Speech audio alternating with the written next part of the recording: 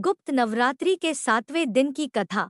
10 महाविद्याओं में 7वीं महाविद्या माता धूमावती, माँ धूमवती का स्वरूप विधवा का है। यह माता उग्र देवियों के श्रेणी में आती है।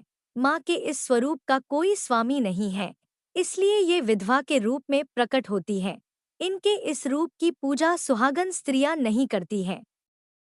इनके हाथ में सूप है, जिसमें ये समस्त संसार को समेट कर प्रलय कर देती हैं। अथवा इसका एक और भी प्रतीकात्मक अर्थ है, जैसे सूप के माध्यम से अनाज को फटकार कर उससे गंदगी अलग कर दिया जाता है, ठीक वैसे ही माँ अपने बच्चों को भी उनके बुराइयों से उन्हें अलग कर देती है।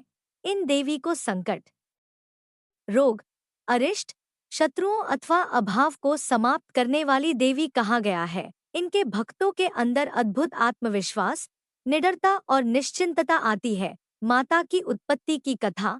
हिंदू पौराणिक कथा के अनुसार एक बार 2 राक्षसों ने माता काली को प्रसन्न कर उनसे अपनी रक्षा का आशीर्वाद प्राप्त कर लिया, और इसके बाद उन राक्षसों का आतंक बढ़ गया और वो दोनों इस संसार पर राज करने लगे और मनुष्यों को परेशान करने लगे। तो भगवान शिव को क्रोध आ गया और भगवान शिव उन दोनों को मारने गए।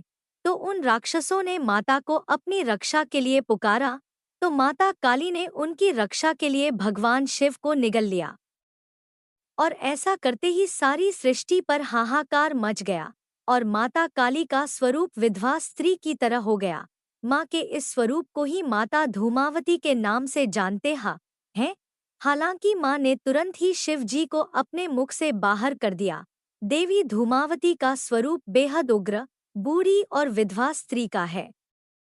वे सफेद वस्त्र धारण करती हैं और उनके बाल भी बिखरे हुए हैं। इसके साथ ही वह कोई आभूषण नहीं पहनती हैं।